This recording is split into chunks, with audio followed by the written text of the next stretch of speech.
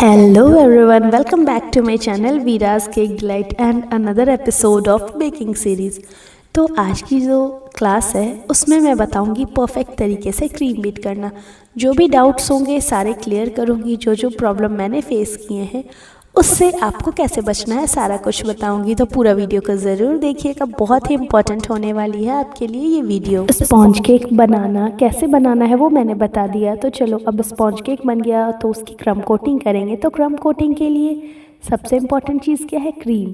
तो देखिए यहाँ पे क्रीम से रिलेटेड मैं जो भी डाउट्स है कोशिश करूँगी कि सारे क्लियर करूँ। फिर भी अगर आपको कोई डाउट हो तो मुझे कमेंट सेक्शन में आप मैसेज कर सकते हैं, डीएम कर सकते हैं, इंस्टाग्राम पे, फेसबुक पे, आप जहाँ से भी कंफर्टेबल हो आप वहाँ से मुझे डायरेक्टली डाउट्स क्लियर कर सकते हैं। अगर आप मेरे ऑनलाइन क्लासेस ज्वाइन करना चाहते हैं तो वो भी कर सकते हैं, जिसमें जो भी प्रॉब्लम हो मैं ऑनलाइन ही सारी प्रॉब्लम्स का सॉल्यूशन दूंगी। आप जब केक बनाओगे तो मैं आपका प्रॉपर तरीके से हेल्प कर पाऊँगी, हर एक छोटे छोटे स्टेप्स बताऊँगी। तो देखिए यहाँ पे आपको जो बाउल लेना है वो स्टील का लेना है या ग्लास का लेना है। यहाँ पे मैं प्लास्टिक का रिकमेंड नहीं करूँगी, हालांकि बहुत लोग प्लास्टिक के बाउल में भी बीट करते हैं, बट मैं सजेस्ट नहीं करती हूँ क्योंकि प्लास्टिक कितना भी अच्छा हो मुझे नहीं लगता कि उसमें बीट करना क्रीम को सही है। स्टील में सबसे सेफ़ है, आप कर सकते हो। ग्लास भी सेफ़ है, पर ग्लास ना थोड़ा यूज़ करने में दिक्कत होती है, जैसे वो स्लिपरी हो जाएगा। जब आप उसे फ्रिज में रखोगे तो उसे काफ़ी हैंडल करना डिफ़िकल्ट होगा। सो आई सजेस्ट कि आप स्टील का बाउल ही चुनो, और अगर आप बिगनर हो तो यही चुनो। प्लास्टिक के बहुत सारे बाउल्स मिलते हैं, पर मैं अपना एक्सपीरियंस शेयर करूँगी कि मैं पहले प्लास्टिक के बाउल में जो मिलते हैं, इजीली माइक्रोवेवेबल होते हैं, फ्रिज में भी रहते हैं, फ्रीज़र फ्रेंडली भी होते हैं, उसमें मैं बीट की थी। तो जो मार्किंग है ना वो पूरी ये बीटर की उस प्लास्टिक में पड़ी, एंड पता नहीं क्यों मुझे थोड़ा टेक्सचर हल्का सा ऐसा फील हुआ कि जब मैं फर्स्ट टाइम या सेकंड टाइम उसे यूज़ की तो उसका ऊपर का जो टेक्सचर है जो प्लास्टिक का वो हल्का सा स्क्रैच हुआ है। मीन्स कि वो क्रीम में मिक्स तो हुआ होगा डेफिनेटली, अगर उसमें स्क्रैच पड़ी है तो इस वजह से मैं तब से प्लास्टिक का बाउल यूज़ करना छोड़ दी। ये तो थी मेरी पर्सनल एक्सपीरियंस। तो चलिए अब आते हैं क्रीम पे। तो क्रीम आपको फ्रीज़र से फ्रिज में निकालना है। अब कुछ लोग ये भी बोलते हैं कि आपको क्रीम डायरेक्टली फ्रीज़र लीजिए, उसे थोड़ा सा स्कूप करके आप बाउल में निकालिए। मैंने ऐसा बहुत बड़े बड़े यूट्यूबर्स का देखा है कि ऐसे बताते हैं। तो देखिए वो तरीका सही नहीं है। अब क्यों नहीं है, मैं किसी अदर पे ये नहीं कहती हूँ कि किसी का केक बनाने का तरीका गलत है, पर बस मैं ये बताना चाहती हूँ कि वो सही इसलिए नहीं है क्योंकि अगर आप बिगनर हैं, आपके पास ऑर्डर्स नहीं आते, आप घर के लिए केक बना रहे हो, तो आप थोड़ा सा स्कूप करके निकाल लोगे, जिससे कि आपका जो व्हिपिंग क्रीम है वो वेस्ट ना हो।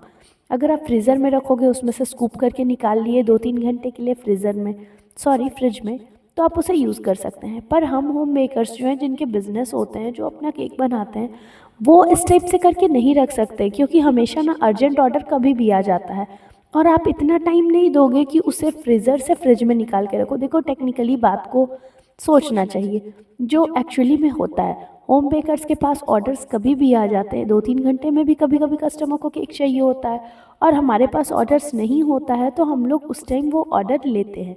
तो अगर मैं फ्रीज़र में क्रीम रखूँगी तो मेरे पास इतना टाइम कहाँ है कि उसे फ्रिज में रखूँ, मेल्ट होने का इंतज़ार करूँ, देन आफ्टर मैं कुछ प्रोसेस करूँ, और इस चक्कर में होती है गलती। क्रिस्टल रह जाते हैं, बाद में वो मेल्ट होने लगता है, और जल्दबाजी में जो आइसिंग है वो प्रॉपर नहीं हो पाती है। तो इसलिए मैं हमेशा रिकमेंड करती हूँ कि आप केक कभी भी बनाएं। अगर आप फ्रीज़र से फ्रिज में निकाल के रख रहे हो, अगर आप केक बनाना सीख रहे हो, तो एक क्रीम आपको ज़्यादा से ज़्यादा 3 से 4 केक में यूज़ हो जाएगा। तो आप उसके अकॉर्डिंग करो, या फिर आपको लग रहा है कि नहीं आपको आज केक बनाना है, फिर पता नहीं आप कब बनाओगे, तो उस कंटेनर को आप जस्ट क्या करो कि जो डब्बा है व्हिपिंग क्रीम का उसे फ्रीज़र से फ्रिज में रख दीजिए।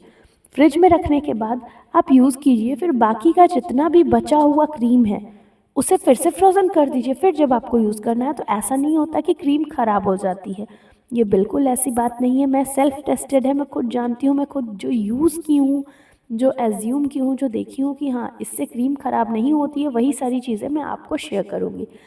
यहाँ पे क्रीम के लिए दूसरी इम्पॉर्टेंट बात यह है कि आपको क्रीम बीट करने में हमेशा एक ही डायरेक्शन में बीट करना है। ये नहीं कि थोड़ा लेफ़्ट कर दिए, थोड़ा राइट घुमा दिए, एंटी क्लॉकवाइज़ कर दिए, क्लॉकवाइज़ कर दिए। तो आपको इस बात का बहुत अच्छे से ध्यान देना है और क्रीम प्रॉपर तरीके से मिक्स होनी चाहिए। मीन सेंटर में अगर हम बीटर घुमा रहे हैं तो साइड में भी चलाएंगे, फिर साइड से फिर सेंटर में लाएंगे, जिससे कि क्रीम आपस में मिक्स हो। ऐसा ना हो कि बाहर वाला मेल्टेड रहे और अंदर वाला बीट हो। तो उससे धीरे धीरे क्या होगा ना, कंसिस्टेंसी लूज़ होने लगेगी क्रीम की। तो इस बात का ध्यान रखिएगा। तीसरी इम्पॉर्टेंट बात ये है कि क्रीम में हमें कुछ भी एक्स्ट्रा चीज़ ऐड करने की ज़रूरत नहीं है। जैसे सिट्रिक एसिड, ये नॉर्मली गर्मियों का मौसम भी है, तो अगर आपका बर्तन है, जो बाउल है, उसे आपको फ्रीज़र में रखना है या फ्रिज में, चिल्ड होना चाहिए। और जो बीटर है उसका रॉड, ये दोनों चीज़ें चिल्ड होनी चाहिए। सबसे इम्पॉर्टेंट बात है, बीटर का जो रॉड होता है वो चिल्ड और बर्तन ये चिल्ड रहेगा, व्हिपिंग क्रीम आपका चिल्ड रहेगा, तो बीट करने में कोई भी दिक्कत नहीं होगी। ऐसा नहीं है कि आपको एसी रूम में बीट करना है। मैं आपको अपना रूम का टूर दूंगी, आप देख लीजिएगा। हमारे यहाँ एसी नहीं है, हालांकि मैं सिक्किम से बिलोंग करती हूँ, तो यहाँ का वेदर क्लाइमेट काफ़ी ठंडा रहता है। पर फिर भी जब गर्मियाँ भी आती है, यहाँ का तो वेदर और भी ज़्यादा ह्यूमिड वाला रहता है, क्योंकि मानसून है, धूप हुई फिर बारिश हुई, तो ये वेदर केक के लिए सबसे बेकार होता है। पर फिर भी केक परफेक्टली बेक होता है, परफेक्टली आइसिंग होती है, क्रीम प्रॉपर बनता है। बस थोड़ा सा ट्रिकी है, आपको जो जो मैं बताती हूँ वो फॉलो करना है। आप 4 यूट्यूबर का बात सुन करके अगर चारों दिमाग एक केक में लगाओगे तो वो कभी नहीं बनेगा। फिर देखिए, मैंने बेस बनाया था, चॉकलेट स्पॉन्ज केक भी बनाना आपको मैं बताऊंगी सॉफ्ट तरीके से, कैसे स्पॉन्जी बनाना है। परफेक्ट 3 तरीके का चॉकलेट स्पॉन्ज केक बताऊंगी। तो आप मेरे चैनल से जुड़े रहिएगा, न्यू आए हैं तो फॉलो कर लीजिएगा, सब्सक्राइब कर लीजिएगा, वीडियो को लाइक कर दीजिएगा। तो देखिए, यहाँ मैं अपने स्टूडेंट्स को बता रही थी, मैं ऑनलाइन क्लासेस भी इन दिनों स्टार्ट की हूँ, जिसमें ऑनलाइन स्टूडेंट्स मेरे साथ बहुत सारे लोग जुड़े हैं। तो अभी उसमें से एक का क्वेश्चन था कि मेरा जो स्पॉन्ज केक है वो बीच से टूट गया काटने में, तो अब मैं क्या करूं। तो आप टेंशन बिल्कुल नहीं लीजिए, मैंने इसलिए तोड़ करके रखा। टूटने से ऐसा नहीं होता, कोई सॉल्यूशन नहीं होता। इनफैक्ट मैं तो कहती हूँ आप पहले तोड़ लीजिए, आप अच्छे से नहीं कट कीजिए, आप तोड़िए। उसे अगर आप जोड़ना सीख जाइएगा तो आपका केक जो है वो ऑटोमेटिक अच्छे से आप स्टैक कर पाइएगा। तो देखिए, मैंने उनको समझाने के लिए वो केक जो है वो तोड़ दिया कि हाँ, टूटे हुए केक को भी जोड़ सकते हैं। हाँ, अब ये नहीं कि पूरा हमें क्रम्बल कर देना है बेकरी टाइप से, जैसे वो पूरा मेसी सा कर करके केक बनाते हैं। हमें परफेक्टली मेंटेन रखना है केक, पर किस तरीके से वो आप देखिए। तो सबसे पहले तो 3 लेयर्स में मैंने काट दिया। 1 पाउंड से ज़्यादा का केक है, 1.25 पाउंड से 1.5 पाउंड के बीच में केक आ रहा है। जैसा कि मैं आपको पुराने वीडियोस में बताई हूँ, अगर आप मेरे पुराने सब्सक्राइबर है तो आपको पता होगा कि मैं प्राइस पे भी केक बनाती हूँ। सपोज़ दैट मेरा 500 पर पाउंड केक जा रहा है, तो कोई अगर बोलेगा मुझे 550 का केक चाहिए तो मैं उतने का भी बनाती हूँ, 600 का चाहिए तो उतने का भी बनाती हूँ। अब किसी को 400 में ही केक चाहिए, उनके पास बजट कम है, तो मैं उतना में भी कर देती हूँ। तो देखिए, सबका अपना अपना होता है ना। मैं बस कोशिश करती हूँ कि मैं केक बनाऊँ, ऐसा ना हो कि मेरे ना बनाने से किसी का सेलिब्रेशन में थोड़ा रुकावट हो, क्योंकि मार्केट में हमेशा इतना अफोर्डेबल केक्स के प्राइसेस नहीं होते हैं कि आप जितना चाहें उतने में ले सकते हैं। फिक्स प्राइस होगा, आपको उतना ही मिलेगा, या फिर आप बेंटो पे जाओ। तो इसलिए मैं हर रेट का केक बनाती हूँ। हाँ, बजट मैं अपने अकॉर्डिंग मेंटेन कर लेती हूँ। सपोज़ दैट जैसे इस केक की बारी है, मीडियम बजट है, बट कस्टमर ने बोला है कि मुझे इतने का केक चाहिए और जो डेकोरेशन भेजी है वो थोड़ा सा बड़ा है। तो मैं इसमें क्या की हूँ कि बजट मैनेज करना ना अपने हाथ में। क्रीम सबसे पहली बात तो आप मिनिमम दीजिए। स्पॉन्ज केक आप अच्छा से बनाइए, स्पॉन्ज केक में कोई कटौती आपको नहीं करनी है, क्योंकि अगर स्पॉन्जेस कम रहेंगे तो उसमें फ्लेवर नहीं आएगा। फ्लेवर से कोई कॉम्प्रोमाइज़ नहीं करना है। बचाना कहाँ कहाँ पे है वो मैं आपको बताती हूँ। तो मैं अपने ना इस बेकिंग सीरीज़ में आपको बिज़नेस भी सिखाऊंगी, बिज़नेस से रिलेटेड, और क्या क्या चीज़ों का ध्यान रखना है, किस तरीके से स्टार्ट करनी है बिज़नेस, किस तरीके से आप अपना बिज़नेस स्टार्ट कर सकते हैं, मेरी तरह होम बेकरी चला सकते हैं, केक बना सकते हैं, किस तरीके से अपना प्रपोजल रख सकते हैं कस्टमर्स को, सारा कुछ ही मैं आपको बताने वाली हूँ। तो वीडियो से जुड़े रहिएगा। हो सके तो ऑनलाइन क्लासेस भी ज्वाइन कर लीजिएगा, मुझे डीएम कर सकते हैं, जिसमें मैं सारे डिटेल्स आपको, प्राइसेस, सारा कुछ भेजूंगी। तो देखिए, ये जो टूटा हुआ केक है, तो टूटे हुए केक को सपोज दैट आप कट कर रहे हो, आपका केक टूट गया, तो उस केक को ना आपको हमेशा सेंटर में प्लेस करना है, नीचे में नहीं प्लेस करना है, क्योंकि नीचे में प्लेस कीजिएगा तो आपका ये टूटा हुआ जो स्ट्रक्चर है वो बेस बन जाएगा, तो आपका केक डैमेज हो सकता है, हिल सकता है, सॉगी हो सकता है मॉइस्ट करने में। तो इसीलिए कभी भी अगर इस टाइप का केक टूट गया, अब कुछ लोग यहाँ पे ये भी बोल रहे थे, कुछ स्टूडेंट्स जैसे कुछ होते हैं ना कि क्वेश्चन पूछते हैं, वो हर तरीके से पूछना चाहते हैं, जानना चाहते हैं। तो यहाँ पे जब मैं ये कर रही थी तो यहाँ पे एक स्टूडेंट का मेरे क्वेश्चन था कि सपोज़ दैट मेरा तीनों केक का लेयर है वो टूट गया तो क्या करेंगे मैम। तो मैंने बताया कि देखिए अगर तीनों लेयर टूट गया तो भी कोई दिक्कत नहीं है, घबराने वाली बात नहीं है।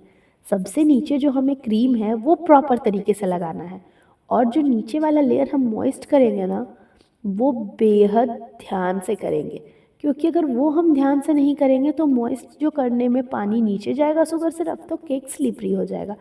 बस थोड़ा सा हमें ध्यान देने की ज़रूरत है। अदरवाइज़ अगर आपका एक कोई भी लेयर टूटा है तो उसे आप सेंटर में प्लेस कर दीजिए। केक कटिंग में कुछ भी नहीं पता चलेगा कि वो सेंटर से केक टूटा हुआ था या 3 टुकड़े हुए थे, 5 टुकड़े हुए थे। मैं अपने पुराने वीडियोज़ में एक केक के खुद से 9 टुकड़े करके भी दिखाई हूँ, तो आप वहाँ भी चेक कर सकते हैं कि कैसे आप वो टूटे हुए केक को भी अच्छे से जोड़ करके प्रॉपर फिनिशिंग दे सकते हैं। फिर देखिए यहाँ पे चूँकि मैंने बताया बजट फिक्स है, तो मैं उसी बजट के अकॉर्डिंग चल रही हूँ, और मैं कोई फेक चीज़ें नहीं दिखाऊंगी कि मुझे वीडियो बनाना है तो मैं इसमें भर भर करके कुछ फिलिंग डाल दी, क्रश डाल दी, ऐसा कुछ नहीं है। जो मैं यूज़ करती हूँ क्वांटिटी वही चीज़ मैं आपको दिखाऊंगी, जिससे कि वो आप सीख पाओ, वो टेक्निक जान पाओ, अपना बजट निकालना जान पाओ, बिजनेस करना सीख पाओ। तो देखिए यहाँ पे ब्लैक फॉरेस्ट फ्लेवर था, तो आप कुछ ऐसे होते हैं कि चोको चिप्स डालते हैं। अब जैसे यहाँ पे था मेरी स्टूडेंट का क्वेश्चन कि ये डालने की जगह मैं चोको चिप्स नहीं डाल सकती हूँ क्या, मैंने बोला हाँ बिल्कुल चोको चिप्स डाल सकते हैं आप, चॉकलेट श्रेडिंग जो मैंने अभी डाला है ये डाल सकते हैं आप, गनाश डाल सकते हैं, जो भी आपके पास ऑप्शन है आप इजीली डाल सकते हो। यहाँ पे चेरी को काट करके डाल सकते हैं, चेरी की फिलिंग डाल सकते हैं, या फिर सेम मेरी तरीके से चेरी क्रश यूज़ कर सकते हैं, या फिर आप तीनों चीज़ डाल सकते हैं। चेरी क्रश भी डाल दीजिए, चेरी को चॉप करके भी डाल दीजिए, एंड चेरी की फिलिंग भी आप डाल सकते हैं। तो ये देखिए आपके बजट के ऊपर डिपेंड करता है। तो मैं जो चेरी क्रश यूज़ कर रही हूँ, ये जो क्रश है ये फिर भी इसका प्राइस सही है।